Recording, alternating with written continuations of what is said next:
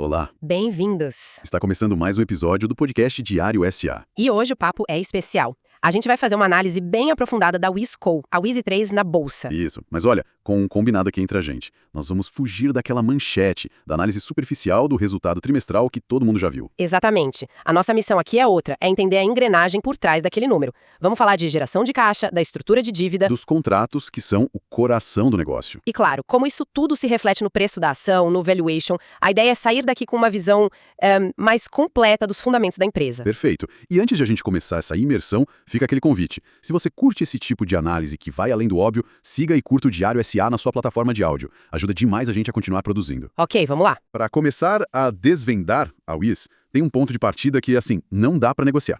E que, olha, é incrível, mas muito investidor deixa passar. Deixa mesmo. É a diferença crucial entre o resultado consolidado e o resultado da controladora. E esse é aquele tipo de detalhe que parece pequeno, né?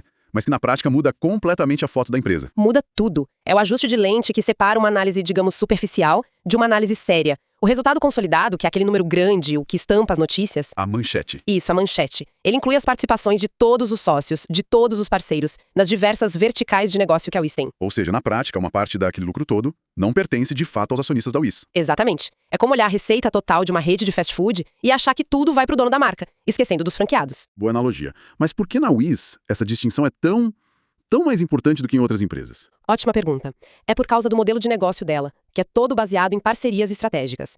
Em muitas operações, a WIS tem um sócio. Entendi. Então, o consolidado mistura o resultado que é 100% dela com aquele que é dividido. Já o resultado da controladora faz essa limpeza. Ele mostra o que de fato pertence à empresa-mãe. É o que vai virar dividendo, então. É o que vai virar dividendo ou ser reinvestido no negócio principal. Toda análise séria da WIS tem que obrigatoriamente começar por aí. Entendido. É o primeiro filtro, então.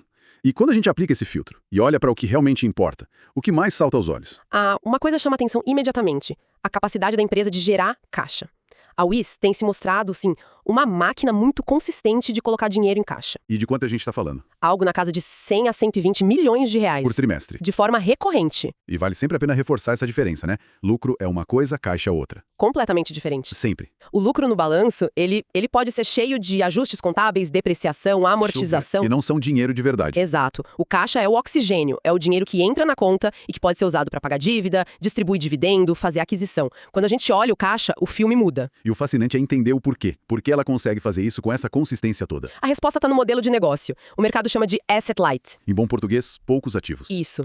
Significa que ela não precisa de grandes investimentos em ativos físicos. Não tem fábrica, não tem frota de caminhão, não tem estoque pesado. O negócio é baseado em tecnologia, distribuição e, principalmente, capital humano. O que significa que a maior parte do que ela gera de receita operacional não precisa ser reinvestida só para manter a operação de pé. Exatamente. O dinheiro não vaza por um ralo de investimentos obrigatórios. Ele flui quase que direto do resultado para o caixa. É um modelo de negócio muito eficiente nessa conversão de lucro em dinheiro de verdade. Essa é a força motriz da companhia. Certo. Então temos essa máquina gerando consistentemente mais de 100 milhões de caixa por trimestre. A próxima pergunta lógica é: o que a gestão está fazendo com esse dinheiro todo? E a resposta tem sido muito clara nos últimos balanços. Desalavancagem. Pagando dívida? Exato. Uma parte muito relevante desse caixa está sendo usada para pagar e reduzir o endividamento da companhia. Se você traçar um gráfico da dívida líquida da WIS, a linha aponta consistentemente para baixo. Trimestre após trimestre. Sim. O que, num cenário de juros altos como o nosso, é uma decisão de alocação de capital muito prudente. Sem dúvida. Menos dívida significa menos despesa financeira comendo o resultado, menos risco para o negócio e, claro, mais flexibilidade lá na frente. É um sinal de disciplina. Com certeza. Então, temos uma gestão disciplinada, usando caixa para deixar a casa em ordem. Isso reduz o risco. E, em teoria, uma empresa menos arriscada e que gera muito caixa deveria valer mais, certo? Exato. É aí que a história fica, digamos, estranha quando a gente olha para o preço da ação na bolsa. É a tal da desconexão entre o fundamento e o preço. Perfeito. E aqui a gente chega no ponto que faz qualquer analista levantar a sobrancelha. O valor de mercado da WIS está hoje em torno de 1 bilhão e 450 milhões de reais. Ok.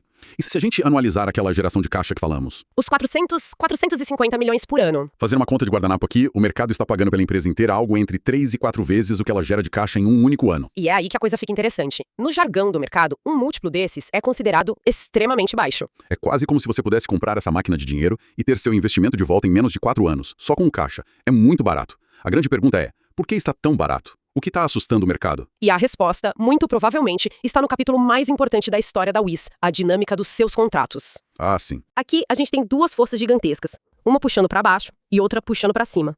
Entender esse cabo de guerra é a chave. Vamos começar pela força que joga contra, então. O antigo contrato com a Caixa Econômica Federal. Esse mesmo. Por muitos anos, foi a joia da coroa da UIS, um contrato gigantesco, extremamente rentável, com margens altíssimas. Só que esse contrato acabou. Acabou.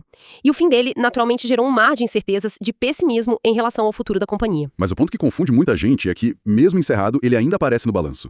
Ainda tem uma receita vinda desse contrato antigo. Como assim? A explicação está no tipo de produto. A maior parte dessa receita vem de seguros prestamistas. Aqueles atrelados a financiamentos de longo prazo, tipo imobiliário. Exatamente. Um seguro vendido lá em 2018, por exemplo, atrelado a um financiamento de 30 anos, continua gerando receita mensalmente para a UIS enquanto o financiamento do cliente estiver ativo. Peraí, mas isso não é meio frágil?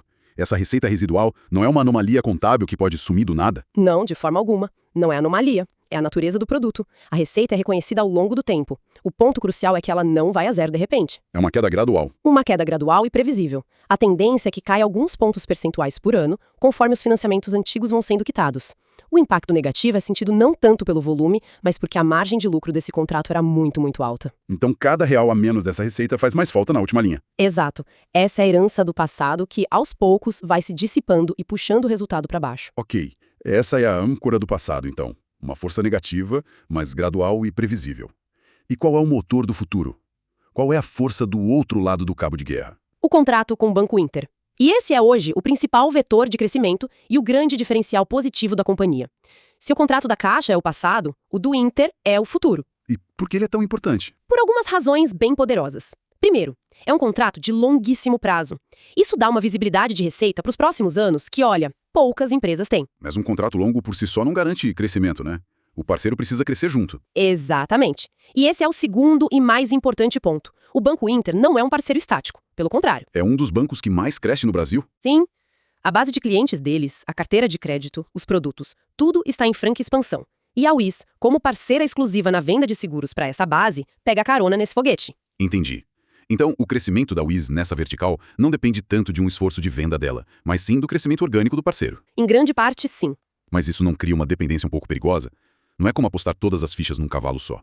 E se o Inter desacelerar? É um risco que existe e que precisa ser monitorado sem dúvida. A dependência de um único grande parceiro é sempre um ponto de atenção. Certo. No entanto, o que mitiga esse risco são dois fatores. A duração do contrato, que amarra a parceria por muitos e muitos anos, e o tamanho da oportunidade.